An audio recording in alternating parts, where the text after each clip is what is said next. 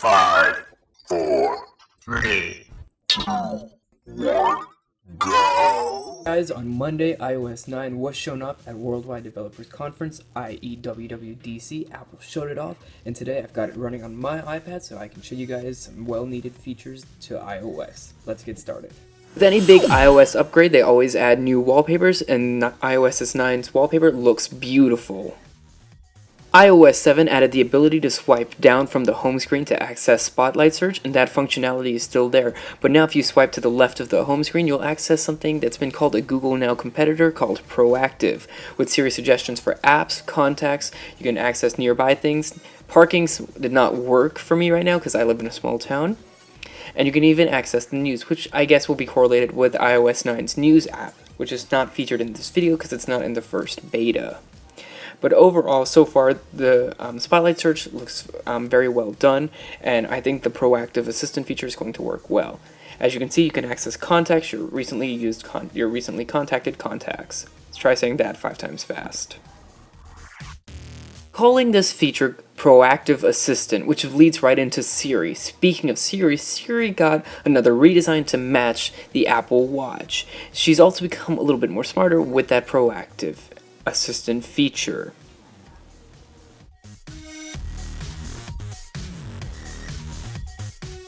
Notes has also gotten an upgrade with the way that it works. Now when you open up Notes, you have some new features. Let's delve into these features. The first big thing is it's redesigned. Now you have a recently deleted folder, so you can check notes that have been recently deleted. There's also an easier way to get rid of multiple notes at once. There's also now formatting options.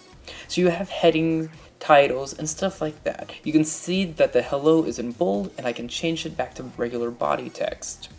You can also now create checklists, which are something that I feel is going to end up merging reminders and notes together, which isn't a far off conclusion since a lot of people use notes for reminders anyway, and I feel like they're going to merge that functionality in iOS 10, so that's just something to be on the lookout for.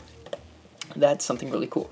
Besides that, you can now actually have your keyboard turn into a trackpad and change and move the cursor around. Now there's a few jailbreak tweaks that are also like this, but this is also a really cool feature, and I hope that this comes to my iPhone as well. Now the next big thing is you can also draw in notes now and do little sketches, which I think are really cool. Here's a smiley face for you, but you gotta give it a nose. And so these are just a few of the cool new features added in iOS 9.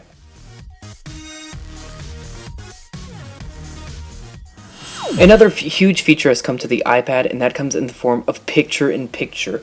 Now when you get a notification, or if you need to be a little bit more productive, you can instead minimize the screen, or the video screen, and you can go and complete other tasks. You can even resize it and move it around the screen. And if you just want to listen to it, you can also just push it off to the side if you just want to listen to it, and you don't want to have to view the video at that exact moment. This also works with FaceTime. To exit, just press the simple X.